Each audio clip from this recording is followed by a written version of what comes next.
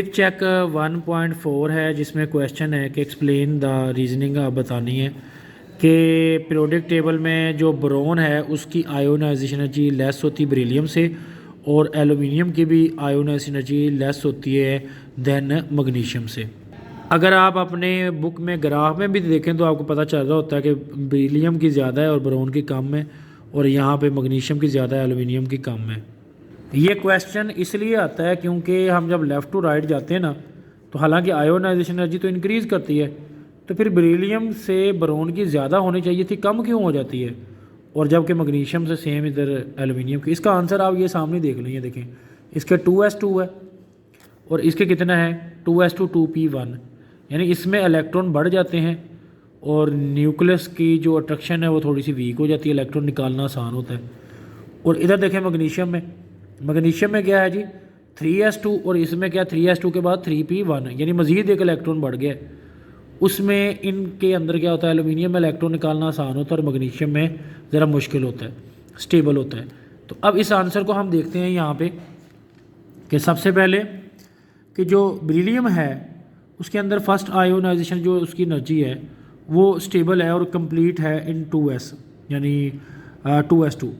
On the other hand जो boron है उसके वैलेंस शेल में जो एक इलेक्ट्रॉन है 2p में, विच आर हायर एनर्जी, ठीक है। जब वो कह रहा है कि यहाँ पे हमारे पास है कि इसमें higher energy and more shield by a inner electron, तो वहाँ पे बेसिकली शील्ड आ जाता है, यानी जब हम देखते हैं कि उसमें इलेक्ट्रॉन बढ़ता है तो इसकी बजाय हम सिंपल ये लिखेंगे to make it easier to remove the 2p electron from boron.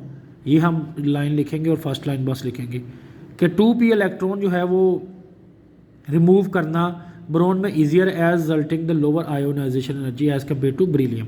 Same magnesium में भी ये बताएंगे क्योंकि फर्स्ट आयोनाइजेशन एनर्जी जो एलुमिनियम से ज़्यादा होती है, उसकी वजह मैंने आपको बता दिया, उसमें 3s है।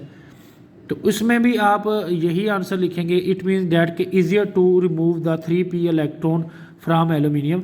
एलुमिनियम में 3p में इलेक्ट्रॉन निकालना आसान है as a result the lower ionisation energy than magnesium. अच्छा, ये क्वेश्चन तो हमारा हो गया कंप्लीट।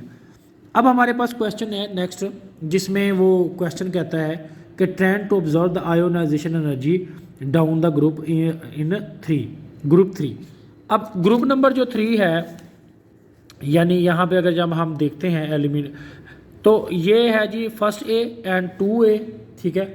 और इसमें अगर हम इसको कहते हैं ये 3a है, बोरोन वाला ये 3a, इसमें जो आयोनाइजेशन एनर्जी है वो क्या होती है, ऊपर से नीचे डिक्रीज़ होती है। आप किसी में भी देखें, इसमें भी देख लें या इसमें देख लें, आयोनाइजेशन एनर्जी का ऊपर से नीचे कम होने की रीज़न्स क्या है। अच्छा, आयोनाइजेशन एनर्जी जो रीज़न आपने यहाँ पे लिखी थी ना वही आप लिखेंगे, क्या जो बुक में मौजूद है कि जब ग्रुप में जाते हैं तो आयोनाइजेशन एनर्जी इसलिए कम होती है क्योंकि एटॉमिक साइज़ जो है वो इंक्रीज़ होता है और शील्डिंग इफेक्ट जो है वो बढ़ जाता है, और जिससे न्यूक्लियर चार्ज अट्रैक्शन डिक्रीज़ होती है। तो सेम आपने आंसर यही लिखना है कि down the group increase the, जब हम जाते हैं डाउन द ग्रुप तो उसमें हम बताएंगे ये वाला आंसर कि ionization energy decrease down the group, क्यों, it is increase the number of the shell बढ़ते हैं, shielding effect down the group बढ़ता है, and attraction between the nucleus and outermost shell decrease होती है। So removal of electron became easier हो जाता है। तो इस तरीके से हम इसका आंसर लिखें। अब अगर हम इसकी बात करते हैं तो इसमें भी आयोनाइजेशन एनर्जी ऊपर से नीचे ऐसे ही होता है कि डिक्रीज़ होती है, और चाहे बोरोन वाले ग्रुप की बात करें तो इसमें भी ऊपर से नीचे क्या होती है, डिक्रीज़।